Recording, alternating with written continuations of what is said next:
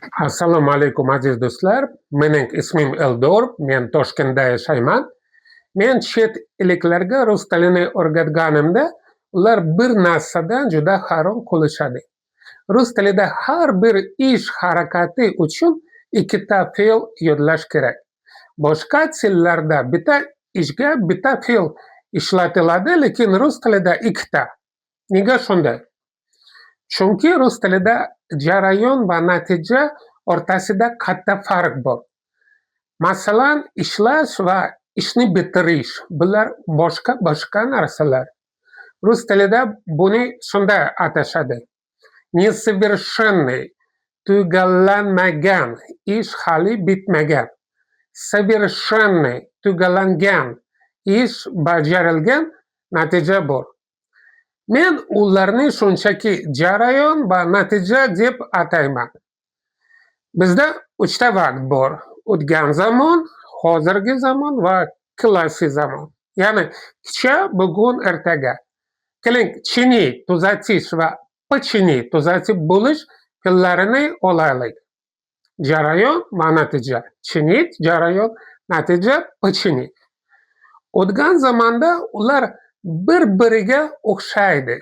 Я вчера чинил машину, kecha mashinani tuzatdim. Я вчера починил машину, kecha mashinani tuzatib bo'ldim. Чинил, починил. Yoki ovqat haqida. Я вчера готовила обед, kecha tushlik tayyorladim. Я вчера приготовила обед, kecha tushlikni tayyorlab bo'ldim. Juda o'xshash. Shundaymi? Lekin kelasi zamonda ular turlicha ko'rinadi. Я завтра буду чинить машину. Ertaga mashina bilan ovora bo'laman. Ikkita so'z. Буду чинить. Буду чинить. Ikkita so'z. Я завтра починю машину. Ertaga mashinani tuzatib bo'laman. Bitta so'z. Починю. Буду чинить. Починю. Siz menga aytishingiz mumkin: Eldor, katta farqi yo'q-ku. Men ikkita fe'lni yodlamayman. Bittasi yetadi. Qaysi birini yodlay? Jarayonimi yoki natijanimi? Men aytaman, natijani yodla. Nega? Chunki rus tilida biz ish haqida emas, natija haqida gapirishni yaxshi ko'ramiz. Bizga natija muhim. Главный результат. Natijani ko'rsat. Покажи результат. Agar rus odamni faqat bitta fe'lni tanlashi kerak bo'lsa, u albatta natijani tanlagan bo'lardi. Lekin bitta muammo bor. Rus tilida natija haqida o'tgan zamonda gapirish mumkin. Я починил машину, tuzatib bo'ldim. Kelasi zamonda ham natija haqida gapirish mumkin. Я починю машину, tuzatib beraman, natija bo'ladi. Ammo hozirgi zamonda natija yo'q. Ish bor, lekin natija hali yo'q, to'g'rimi? Hozirgi zamon uchun rus tilida natija fe'lining o'zi yo'q. Kecha tuzatdim, ertaga tuzataman. Xo'sh, hozirchi? Hozir nima qilyapman? Ayni damda natija bo'lishi mumkin emas. Ayni damda faqat jarayon bo'lishi mumkin. Shuning uchun ruslar jarayon fe'lini olib, uni hozirgi zamonda olib qilishadi. Сейчас я чиню, hozir tuzatyapman.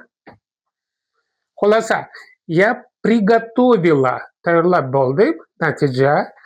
Я приготовлю, tayyorlab bo'laman, natija. Я готовлю, tayyorlayapman, jarayon. Agar siz jarayon fe'lini ishlatsangiz, uni o'tgan va kelasi zamonda ham ishlatsa bo'ladi. Bu unchalik qiyin emas. Eng muhimi mantiqni tushunish. Qachon bizga jarayon kerak, qachon esa natija. Yaxshi. Keling, hozir rus tilida ozgina o'qiymiz. Har doimgidek men sekin o'qiyman, siz esa men bilan birga ovoz chiqarib o'qiysiz. Matnda ham jarayon, ham natija fe'llari bo'ladi.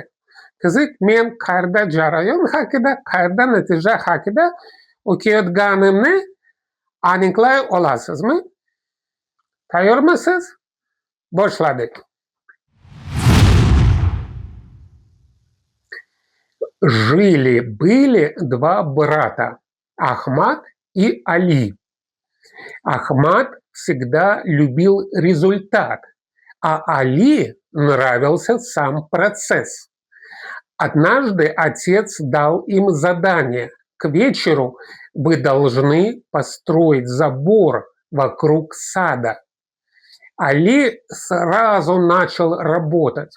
Он долго выбирал самые красивые доски. Он пилил их медленно. Он забивал каждый гвоздь очень аккуратно. Он красил забор, не торопясь. Прошел час, другой. Али все еще строил забор.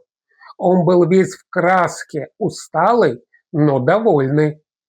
Однако забор был готов только наполовину. Ахмад действовал иначе. Он хотел быстрее закончить работу. Он взял молоток, быстро прибил все доски и покрасил их одним слоем. К обеду Ахмад уже сделал свою часть работы. Его забор был крепким, но не очень ровным.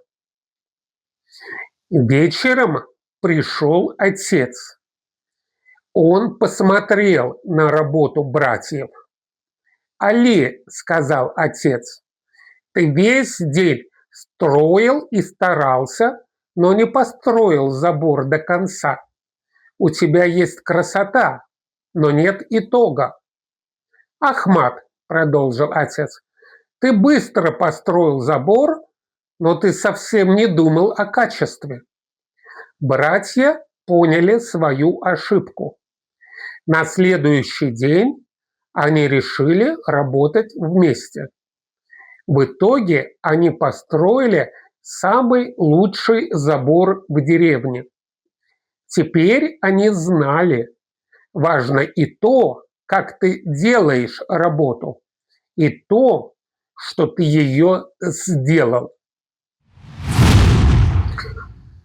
Bugungi darsimiz tugadi. O'ylamanki, dars unchalik qiyin bo'lmadi va siz hammasini tushundingiz. Agar sizga shunday format yoqqan bo'lsa, bu haqida menga yozib qoldiring. Men yana shunday darslar tayyorlayman va rus tilining barcha qiyin qoidalarini tushuntirib beraman. Like bosing, kanalga obuna bo'ling. Siz bilan Ildor bo'ldi. Ko'rishguncha xayr.